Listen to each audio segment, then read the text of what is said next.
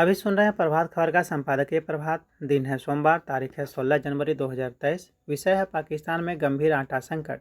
यह आलेख लिखे हैं आशुतोष चतुर्वेदी, जो प्रधान संपादक प्रभात खबर के हैं। कुछ दिनों से सोशल मीडिया पर चल रहे हैं पाकिस्तान के कई वीडियो अगर सही हैं तो वे हृदय विदारक हैं। इनमें दिखाया गया है कि किस तरह राशन के आटे की थैली के लिए लोग परेशान हैं और आसपास में झगड़ रहे हैं, तथा जिन्हें थैली नहीं मिल पा रही है वे जरा जरा रो रहे हैं। पाकिस्तान के जाने माने पत्रकार हामिद मीर ने प्रसिद्ध हास्य कलाकार दिवंगत उमर शरीफ का एक पुराना वीडियो शेयर किया है, जिसमें वे कह रहे हैं कि आटे की कीमत ऐसे ही बढ़ती रही तो लोग आटे के जेवर बनाने लगेंगे। हामिद मीर का कहना है कि उमर शरीफ की बात आज जैसे सच साबित हो रही है हालांकि उमर शरीफ ने यह बात दिल लगी में कही थी, लेकिन आज पाकिस्तान कमोबेश ऐसे ही आटा संकट से जूझ रहा है और पूरे देश में हाहाकार मचा हुआ है। पाकिस्तान में इन दिनों आटा 160 रुपये प्रति किलोग्राम तक बिक रहा है। राजधानी इस्लामाबाद में 10 किलो आटे का बैग 1500 रुपये में बिक रहा है। खैबर पख्तूनख्वा में स्थिति सबसे खराब है, वहाँ 10 किलोग्राम आटे का बैग 1600 रुपये में बिक रहा है। जैसे भारत के पूर्वी हिस्सों में चावल भोजन का महत्वपूर्ण हिस्सा है, उसी तरह पाकिस्तान में गेहूं अहम है। एक रिपोर्ट में कहा गया है कि हजारों लोग राशन के आटे की थैली के लिए घंटों इंतजार करते हैं। आटे की लूटपाट को रोकने के लिए राशन वाहनों की सुरक्षा सशस्त्र बलों को सौंपी गई है। इन वाहनों के आसपास धक्का मुक्की और झगड़ा एक आम नज़ारा है। केवल आटा ही नहीं, पिछले कुछ अरसे में पाकिस्तान में खाद्य वस्तुओं की कीमतों में लगभग 40% तक बढ़ोतरी हुई है। दरअसल आटा संकट तो केवल एक आयाम है। बढ़ते कर्ज, घटते विदेशी मुद्रा भंडार और राजनीतिक अस्थिरता की वजह से अर्थव्यवस्था चरमरा गई है। चीन ने भी पाकिस्तान में अपना निवेश कम कर दिया है। पाकिस्तान खाड़ी के देशों और चीन से आर्थिक सहयोग की गुहार लगा रहा है।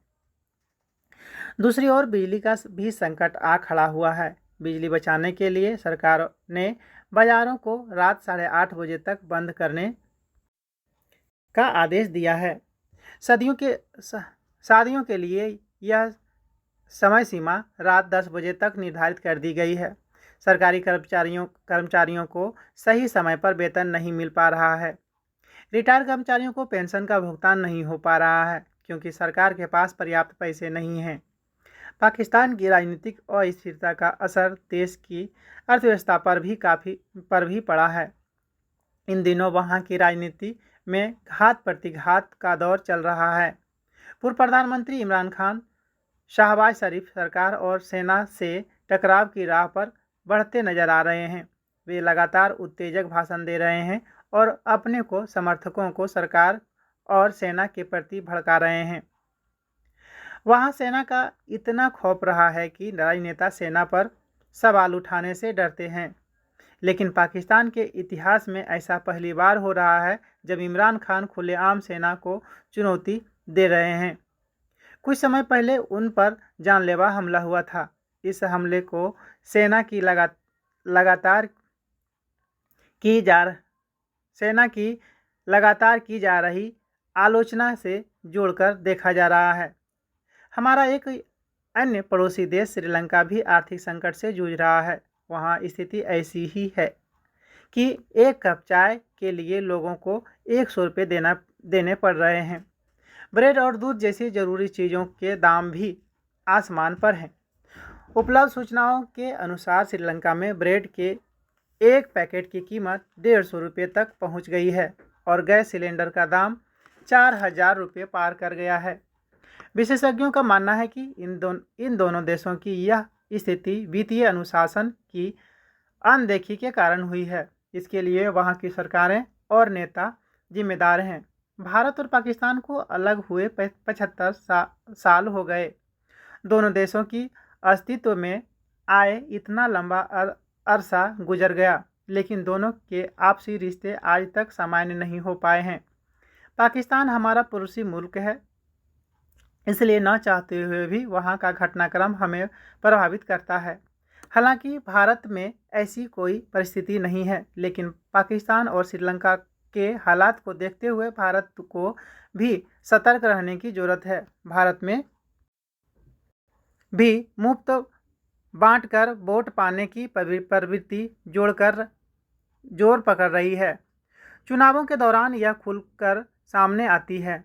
हर हाल में चुनाव जीतने की चाहत में ने मुफ्त बिजली, पानी, मुफ्त टीवी, मुफ्त स्कूटी, मुफ्त लैपटॉप, मुफ्त स्मार्टफोन जैसे चुनावी वादे चुनावी घोषणा पत्रों में शामिल होते जा रहे हैं। यह मर्ज पुराना है। इसकी शुरुआत 1967 में तमिलनाडु के विधानसभा चुनाव से हुई थी। उस समय द्रमुक ने 1 रुपये में 1.5 किलो चावल देने का वादा किया था। तब देश खाद्यान्न संकट से जूझ रहा था। इसके पहले हिंदी भाषी राज्यों में यह बीमारी नहीं थी, लेकिन अब यह लगभग सभी राज्यों में फैल चुकी है। मुफ्त की इन चीज़ों के कारण लोगों को जरूरी बुनियादी सुविधाओं से वंचित होना पड़ता है। साथ ही उनकी कीमत बढ़ते हुए टैक्स के रूप में भी चुकानी पड़ती है। लेकिन हमें रियायतों और मुफ्तखोरी के अंतर को भी समझना होगा। मुफ्त चावल या अनाज बांटने की घोषणाएं या मुफ्त शिक्षा व स्वास्थ्य सेवाएं तो एकदम उचित हैं, एक कल्याणकारी कदम है और यह सरकारों का दायित्व भी है। पर मुफ्त टीवी या मुफ्त स्कूटी, लैपटॉप व स्मार्टफोन मुफ्तखोरी की श्रेणी में आते हैं। दरअसल हमें भी अपने आर्थिक मॉडल पर विमर्श करने की जरूरत है।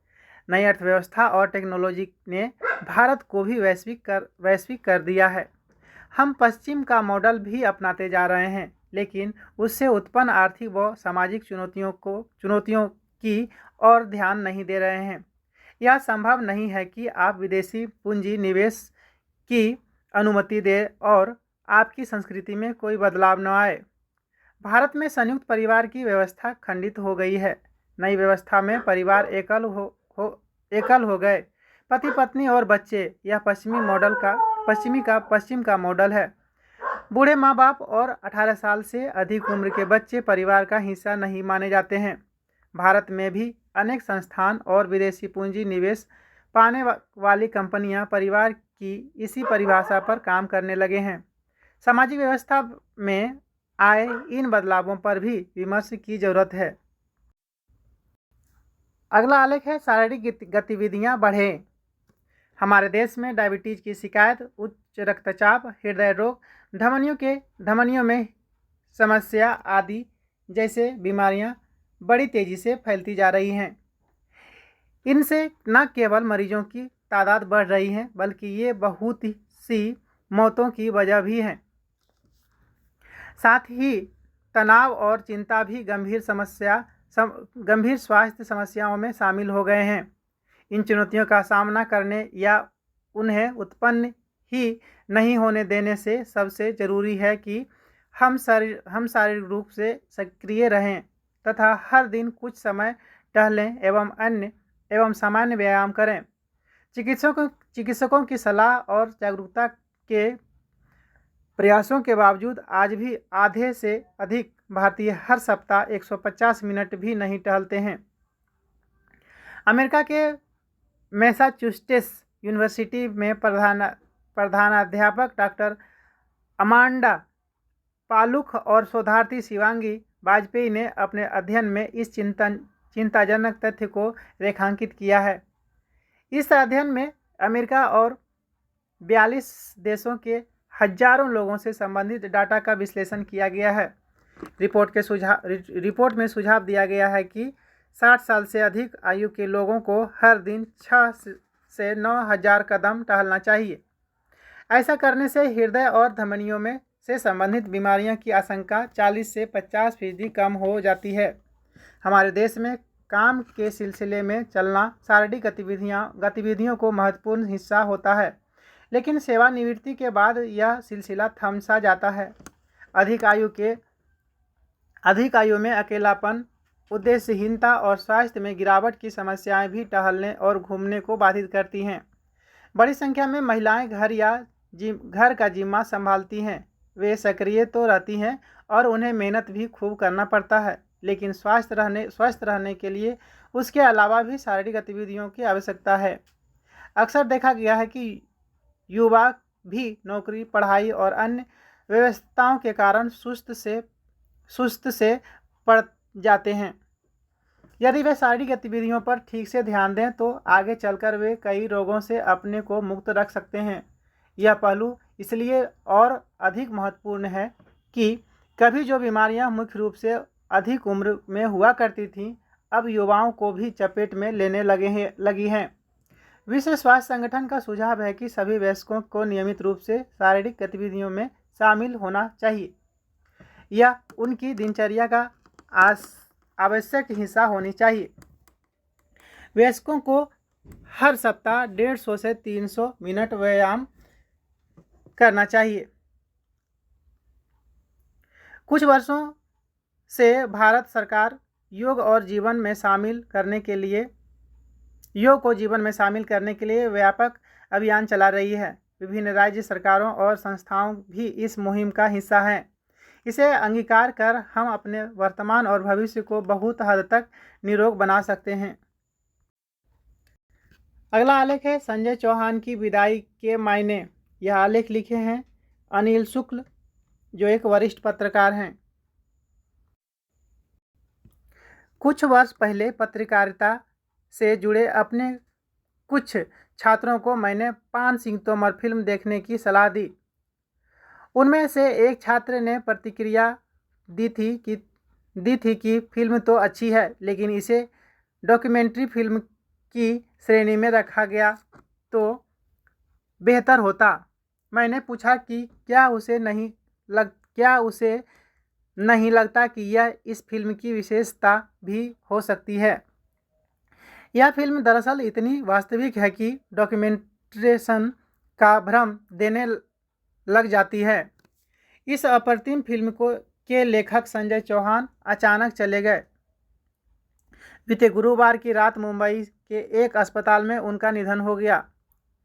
62 वर्षीय संजय कुछ महीनों से अस्वस्थ थे। उनकी असमय विदाई न सिर्फ मुंबई फिल्म जगत को खलेगी, बल्कि यह हिंदी लेखन और पत्रकारिता का भी बड़ा नुकसान है।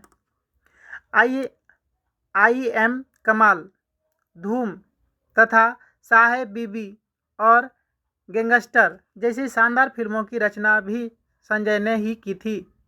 उन्होंने मुंबई फिल्म लेखन की दुनिया में ऐसे समय में प्रवेश लिया था जब वहाँ की फिल्में एक नए सूर्योदय की ओर निहार रही थीं।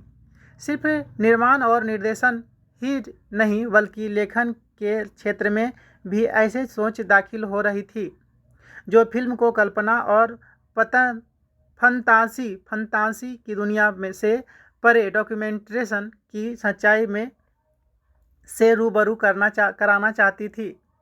फिल्म रिलीज होने के कई साल बाद मैंने पान सिंह तोमर के भाई डाकू बलवंत सिंह तोमर से लंबी बातचीत की थी। बलवंत का चरित्र फिल्म में भी है। जेल से रिहा होने के बाद वे ग्वालियर में रहते हैं। उन्होंने बताया कि कैसे फिल्म की स्क्रिप्ट लिखने से पहले संजय चौहान उनसे लगातार बातचीत करते रहे थे। बलवंत सिंह तोमर न तो बहुत शिक्षित हैं और न तो स्क्रिप्ट और रिसर्च जैसी बातों को ठीक से समझ ही सकते थे, लेकिन उन्हें इतना अंदाजा होने लगा था कि ये आदमी फिल्मी यूनिट का कोई महत्वपूर्ण व्यक्ति है। बलवंत ने मुझे बताया कि कैसे संजय उन्हें पान सिंह के जीवन से जुड़ी जगहों पर लेकर गए थे और वहाँ घटी घटनाओं के बारे में सवाल करते थे। कई बार तो बलवंत झुंझला उठते थे संजय चौहान मूलतः पत्रकार थे। स्क्रिप्ट लेखन से पहले वह पेशेवर पत्रकारिता में थे। संडे मेल अखबार और इंडिया टुडे पत्रिका में उन्होंने काम किया था। उन्होंने जो अनेक कहानियाँ लिखी वे भी किसी न किसी सत्य घटना पर आधारित थी। वह मानते थे कि कहानी तभी प्रभाव छोड़ सकती है जब उसके पीछे पूरा सच हो। पान सिंह तोमर के निर्देशक तिमांशु धूलिया ने उन्हें एक संक्षिप्त न्यूज क्लिपिंग दी थी। वह एक ऐसे डाकू की जीवनी थी जो पहले भारतीय सेना में रहा और जिसने वाधा दौड़ की अनेक अंतर्राष्ट्रीय प्रतियोगिताएं जीती थीं। संजय उस क्लिपिंग को लेकर पान सिंह तोमर के गांव गए और उन लोगों से मिले जो पान सिंह के जीवन में शामिल रहे थे। वह पुलिस और प्रशासन के उन लोगों से भी मिले जिनका सबका पान सिंह तोमर से पड़ा था। वह सेना के उन अधिकारियों से भी मिले जिनके मातहत पान सिंह ने नेक जवान की तरह सेवा दी थी। कई महीनों के शोध के बाद उन्होंने वह अद्भुत पटकथा लिखी थी।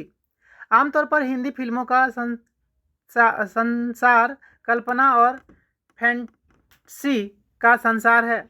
यह बात और है कि चुनिंदा हिंदी फिल्मों में कहानी का आधार ढूंढने के लिए रिसर्च का सहारा पहले भी लिया गया है। संजय चौहान का बड़ा योगदान इस बात में है कि उन्होंने न सिर्फ कहानी का आधार ढूंढने के लिए शुद्ध रिसर्च का सहारा लिया बल्कि अपनी पटकथा को भी सच के रूप में ही रचा और उनके निर्देशकों ने उनके सच को ही सच बनाकर पेश किया था। आई एम कमाल दिल्ली के एक झुग्गी बस्ती में रहने वाले एक ऐसे किशोर की सच्ची कहानी है जो राष्ट्रपति अब्दुल कलाम से मुतस्थिर होकर अपने जीवन की दिशा निर्धारित करने में जुट जाता है।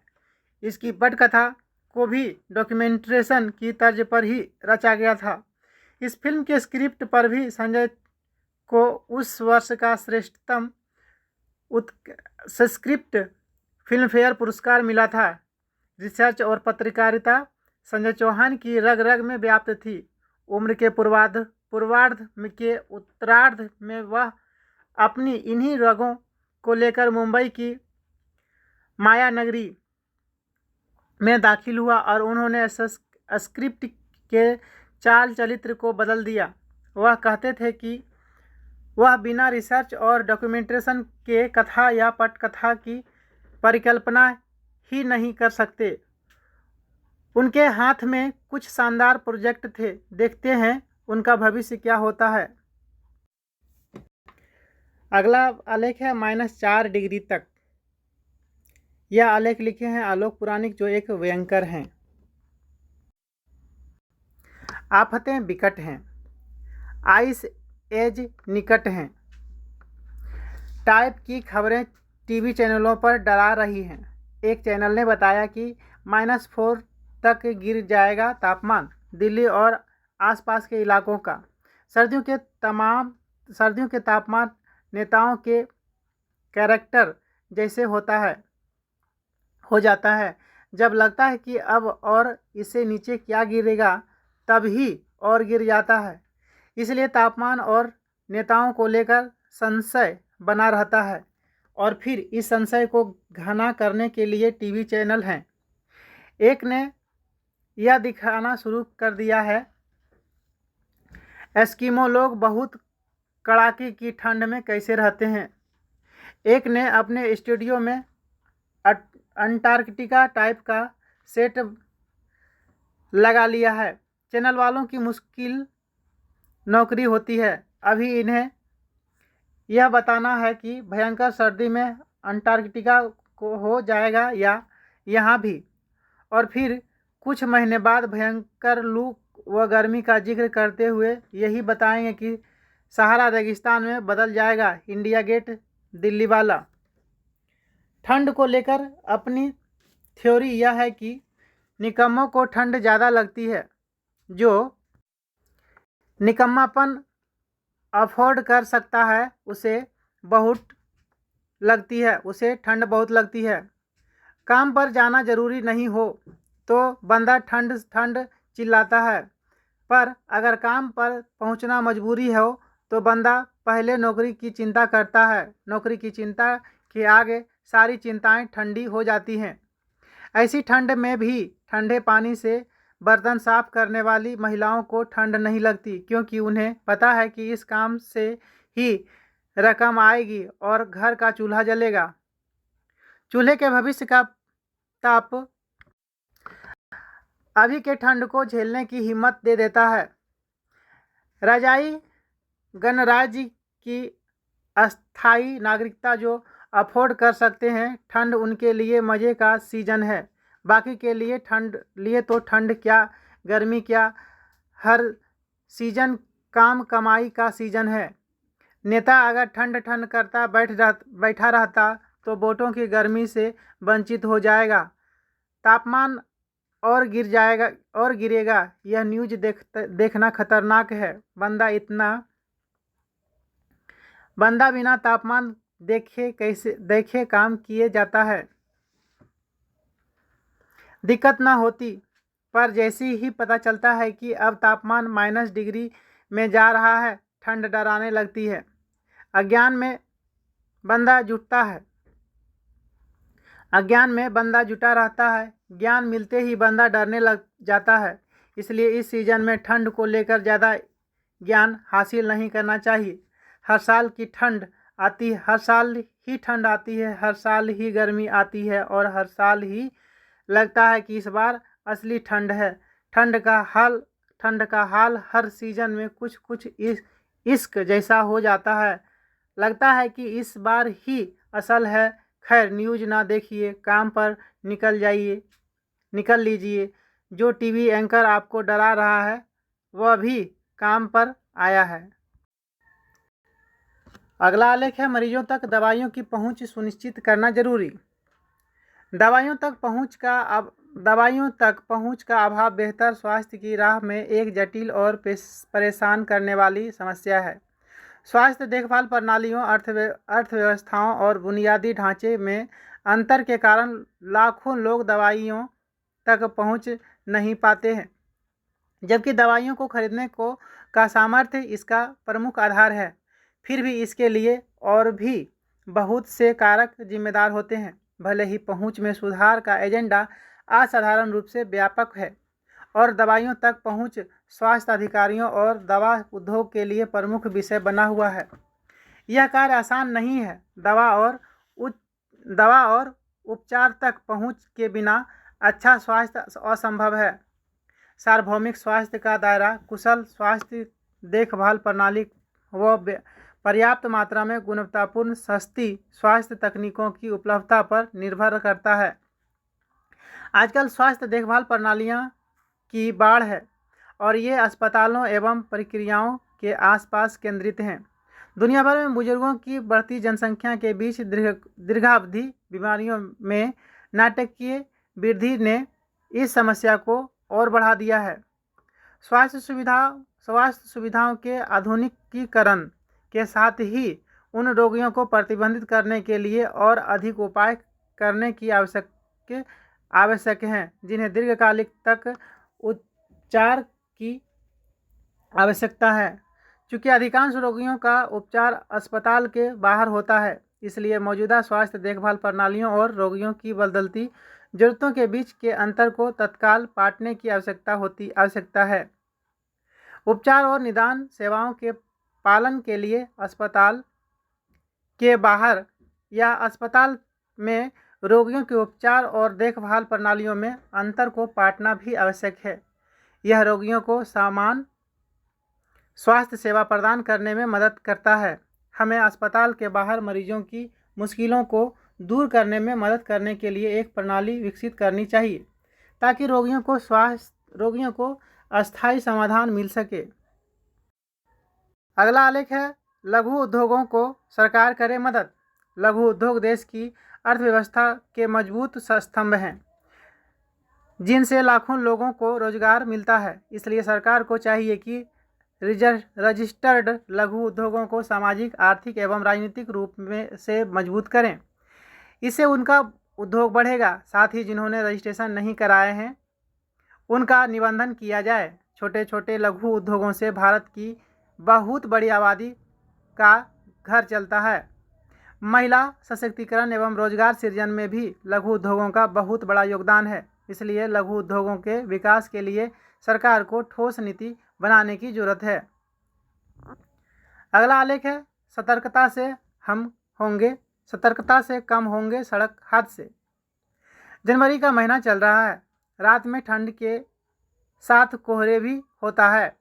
इस कारण रात में सड़क हादसे अधिक होते हैं। इसलिए रात में वाहन चलाते समय लोग सावधानी बरतें।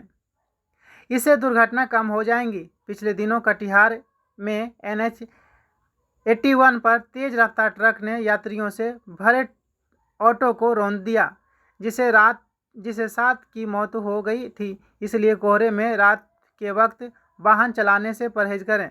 यदि अति आवश्यक हो तो पूरी सतर्कता के साथ गाड़ी चलाएं। अगला आलेख है, सोलमेट की तलाश।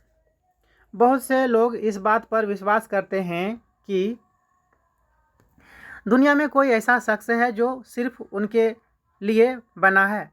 आप भले ही इस बात को नकार दें, लेकिन एक बड़ा सच यह भी है कि लोग सब कुछ छोड़कर अपने लिए ऐसे व्यक्ति की तलाश में जुट जाते हैं जिसे आजकल की भाषा में सोलमेट का नाम दिया जा रहा है। सोलमेट की तलाश होना इस बात का सबूत है कि प्रेम का उद्भव सीधे स्वर्ग से हो रहा है। इसका धरती से कुछ भी लेना देना नहीं है। इस तलाश को करते हुए हम ये भूल जाते हैं कि आत्मा यानी सोल का किसी से कुछ संबंध नहीं है। आत्मा का संबंध किसी से नहीं होता, न ही उसे किसी साथी की आवश्यकता होती है। जब आत्मा की बात होती है तब हम असीमित और परम तत्व की बात कर रहे होते हैं। साथ ही आवश्यकता केवल उसे पड़ती है जो अपूर्ण और सीमित हैं। लोग साथी की तलाश क्यों करते हैं? शायद यह केवल भौतिक और शारीरिक कारणों की वजह से ही है, जो अपने आप में बहुत सुंदर भी हो सकता है। इसके अलावा यह मानसिक और भावनात्मक कारणों की वजह से भी संभव है। हम इसे साथ निभाने जैसी बात से जोड़ सकते हैं। निश्चित तौर पर यह भी बहुत सुंदर हो सकता है। इस बात में संदेह नहीं कि साथ निभाने जैसी बात शारीरिक तौर पर एक दूसरे के साथ जुड़ाव जीवन का सुंदर बना सकते हैं। पर यदि आप अपने लिए ईमानदार हैं तो इस तथ्य को भी नकार नहीं सकते कि कहीं न कहीं यह अवधारणा आपकी चिंता का कारण भी है। प्रेम कोई चीज़ नहीं है, न ही उसे किसी चीज़ का ज़रूरत है। यह तो केवल एक गुण या भावना है जो तब भी बनी रहती है जब शारीरिक रूप से वह व्यक्ति आपसे दूर हो जाता है जिससे आप प्रेम करते हैं। प्रेम हमेशा रहता है, वह किसी सीमा में नहीं है। जब आप प्रेम की पूर्णता को समझ जाएंगे तब आप यह भी समझ जाएंगे कि आत्मा को कभी किसी साथी की तलाश नहीं रहती। उसका न कोई साथी था, न ही उसे इसकी ज़रूरत है। इसी के साथ आज का संपादकीय समाप्त होता है।